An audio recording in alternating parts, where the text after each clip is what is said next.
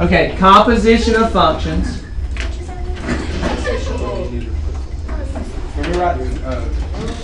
You don't have to write this down because it's on your page already. I'm going to write it down so when you watch the video, you'll see what we're talking about. All right, composition of functions is when we combine functions one into another. It's almost as if one function is swallowing another function and then something new comes out. I like to think of it in terms of a video game. Have y'all ever seen Pac-Man before? Yeah, I've seen Pac-Man. Okay, so in Pac-Man, Pac-Man goes around, he eats the little things, the little dots, he eats the little fruit, he eats sometimes he can eat the ghosts, all right? So you can kind of visualize what Pac-Man does. So here I've got a big Pac-Man and a little Pac-Man. The big Pac-Man is going to represent function f. Okay, so write f of x above the Pac-Man. Go ahead and draw this. Oh, we draw it? Write f of x above Pac-Man and write g of x above the little Pac-Man. Yes, draw it at the bottom. We're going to learn a new notation that is something like this. F of g of x. Now, the way we read this expression is f of g of x. That's what this function notation means.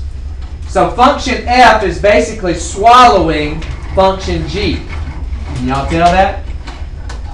F is swallowing g. Now, normally it's just f of x, right? But instead of the x, we plugged in g of x. So f is swallowing not just an x, but a g of x. So the x is kind of like the stomach of function f.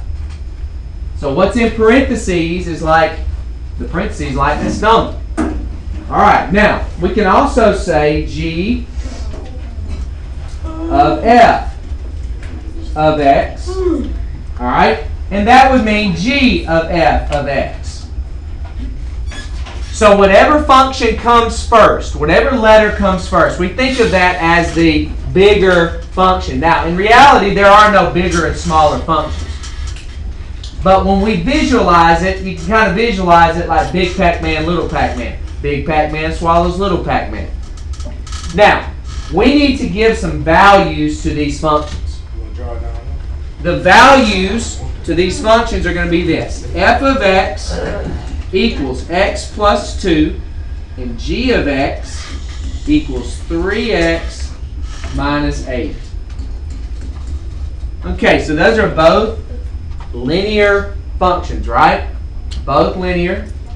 So what we're going to do first is find out what f of g of x would be. All right, so let me write it down here.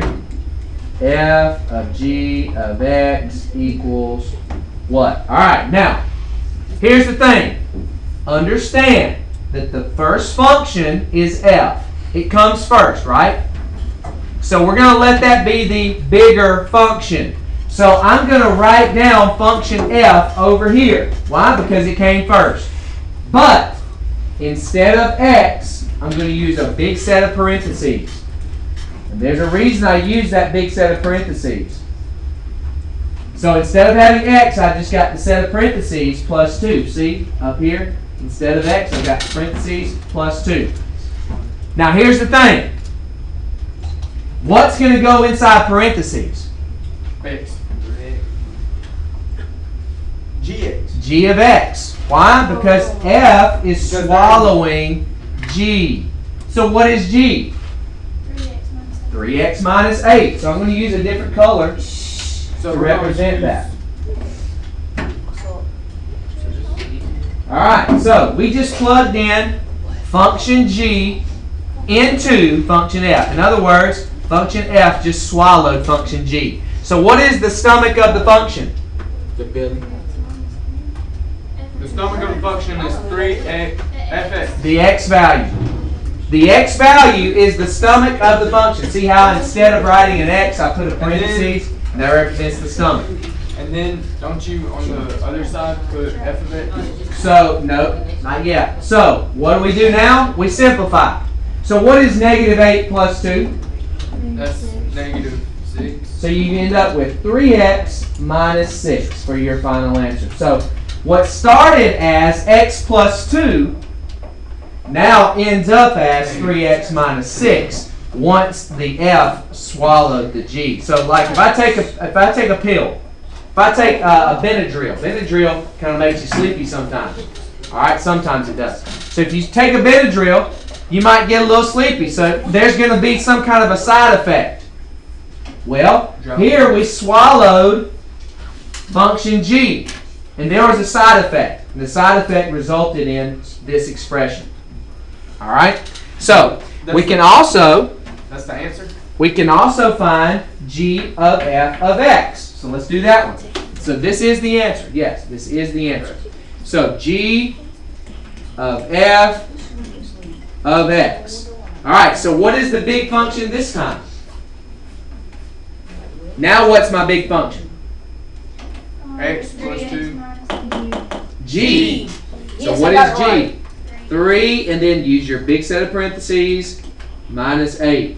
All right, so what's going to go into that big set of parentheses? X plus 2. X plus 2, because that's function f. How do you know? Because I'm smart. All right, so here's the thing. Listen, guys. In this problem, we've got to distribute this 3 onto the x and the 2. So what's 3 times x? 3x. And what's 3 times 2? 6. And then I've got this minus 8. So what is 6 minus 8? 2. Negative 2. 3x minus 2 is my final answer. So when g swallows f, we end up with 3x minus 2. So when you swallow the function, when one function swallows another function, it changes the way the function looks. Now, you should still have some space on your paper, right? We're going to do one more example at the bottom. Okay, then we're going to go back up to the top, and we're going to do some examples from the worksheet. So, one more example. What if, listen now, we're using the same function. What if we have a function that swallows itself? All right, so what was function f? X plus 2. So, big parentheses plus 2. Now, what's going to get plugged in? What is being swallowed? F. F. So, what goes in? X plus 2. X plus 2. Now we simplify. So, what is x plus 2 plus 2? X, that's going to be x plus 4. Ta-da! So, when one function is allowed to swallow itself. Wait, Okay? I didn't know that. Notice on the worksheet that we are that I use brackets instead of that first set of parentheses. It doesn't matter if you use brackets or parentheses, either way. It just helps kind of keep it separated a little bit better, maybe. But on the board, when I write it, I use 2 sets of parentheses. All right, so f is 3x plus 1, and g is negative 5x plus 9. So let's find f of g of x. So what is our big function? Negative F, which is 3, big set of parentheses, plus 1. All right. So then what goes in to the set of parentheses? Negative 5x plus 9. Okay, at this point we have to distribute. So multiply the 3 by the negative 5x and multiply the 3 by the 9. So what do we end up with? negative 15x plus 27 Plus 1. So it's going to be plus 28. So it's going to be negative 15x plus 28. Okay? Very easy, right? So that's it, right? So that's it. So Now. how did you... All right, well, wait just a second. I'm going to answer all your questions, I promise you. Now let's move over to number 3 now. Now, if you look at number 3, it's a little different because it does not have an x inside the function g. It has a 2. But x is plus 0, so that's where you plug it in. You're going to plug in 2 for x. Yeah. All right, so let's do it. So what is function f?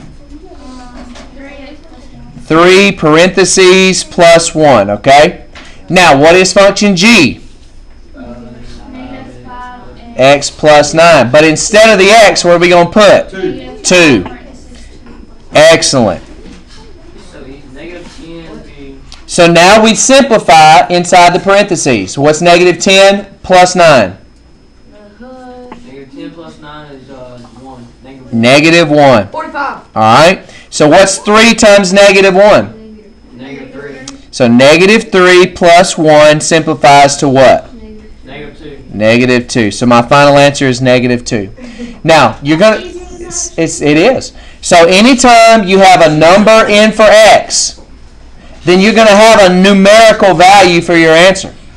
If you do not have a number in for x, like in number 2 right here, then you're going to have an algebraic expression like 3x plus 7 or something like that for your answer. All right, so the other ones you should be able to do based on the examples that we've already done. Now let's take a look at the table. Table's a little different. What I like about these tables is that you do not have to do any work whatsoever. It's like reading a map. Yes, sir?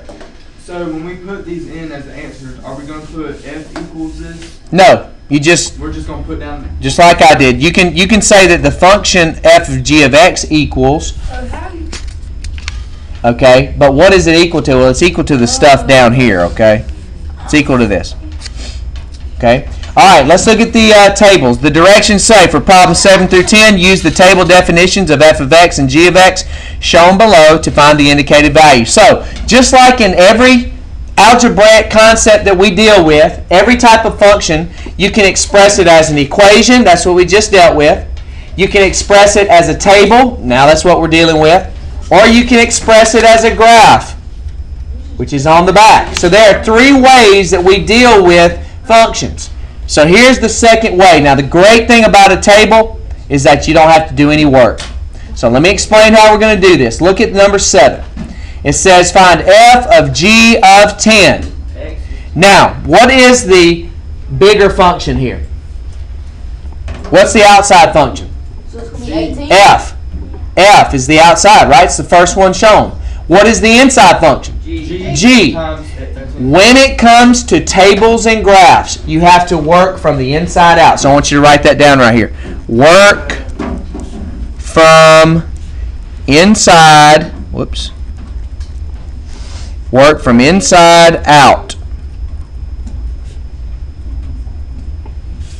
Work from inside out.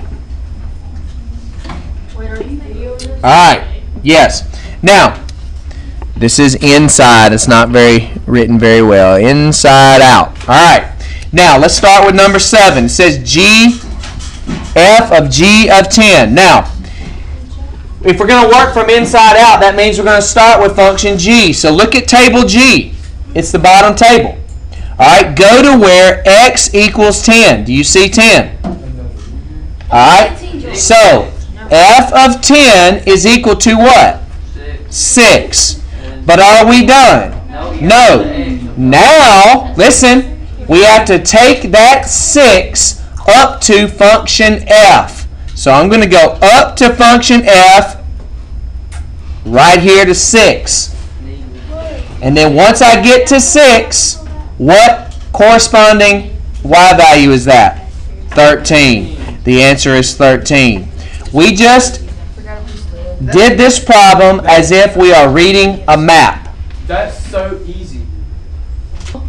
Okay, guys, so now we're on the back, and we need to look at the problems from 11 through 14. We're going to use the graphs of f of x and g of x shown below to find the indicated value.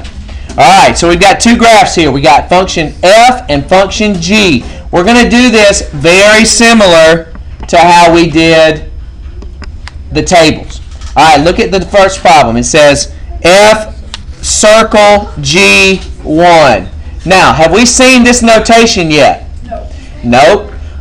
But it means exactly the same thing that we've already learned. So right down here, I want you to write f circle g of x. I'm about to tell you. The f circle g, listen. The circle means composition. Now, composition or composite functions are written like this.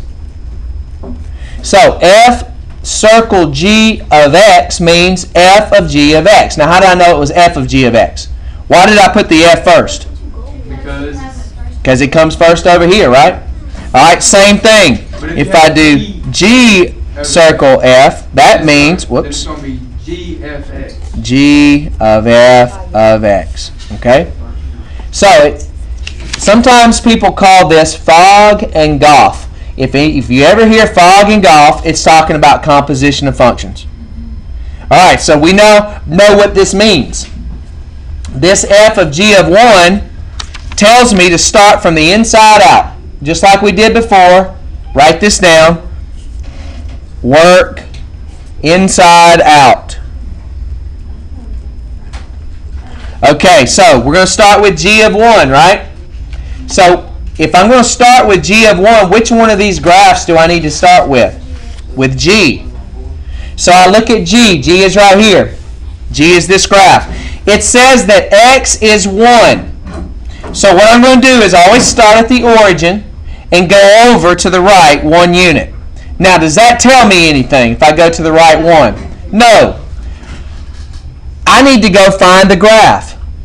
So where is the graph in relation to right 1? Go up 4, exactly. Put a little 4 right there so you don't forget that you just went up 4. All right, so now we're done with function G. Now we've got to take that 4 over to function F.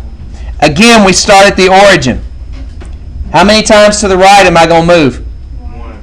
No. 4. 4. I just ended with 4, so I start with 4. 1, 2, 3, 4. And then find the graph. Where is the graph? Up 2. Put a 2. That's your final answer. 2. Wait, Oh my which goodness. one? Are we from 11? Gotcha. Yep. All right. Now, Can we do what if we stay in the same graph? Let's look at number 13. F of 0. So am I going to be switching graphs this time? No. So look at F of 0 tells me to start at X equals 0 and then do what? Up 5. Exactly. Put a little 5 right there. Now, once I do that, I reset. Go back to 0, 0, which is the origin, and move what? Over 5. Over 5 to the right. Number 13. This is 13. And then what do I do once I move 5 to the right? Down 4. Go down 4. So negative 4 is my final answer. So Negative 4. is going to be the answer for what? That's it. For 13? This is easy. Yep. That is correct. So having done this, you should be able to do these other problems. Now, I'm not going to do 14 for you, but I'll kind of guide you. All right? I'm not going to give you the answer. So, we're not changing graphs, are we? So, we need to start at 0 and then move to the left 2, right? Negative 2. And then where do you go? All right? So, then I reset, right? So, go back to 0 and then go to the negative 3 would be where? Left 3, and then find your graph. All right, so I want you to, at this time, work on these problems at your desk. Okay, as you are working, be thinking about your test tomorrow. The test covers exponential equations, odd and even functions, and composition of functions. These are the things that we have talked about this week. The test tomorrow will look just like what you've been working on when it comes to composition of functions, and it'll have a few basic exponential equations, and it'll ask you a few questions about even and odd functions. So while we're on video, let's go ahead and review just real quickly what even and odd functions mean. Remember, an even function is a graph representing, if you're looking at a graph, an even function can be split in half by the y-axis. All right? Algebraically, if I plug in negative x into the function, I'm going to end up with exactly the same function that I started with if it's even. When it comes to odd functions can be rotated 180 degrees on the graph using the origin as your point of rotation. And that 180 degree rotation will make the graph look exactly the way it did when it started. All right? Algebraically speaking, if you plug in negative x and you end up with the exact opposite of what you started with, then that's an odd function. It's neither an odd nor an even function when you don't get all opposite or all the same. If there's a little bit of both, then that would be neither. So hopefully this will be good for you, and you can do well by studying these videos.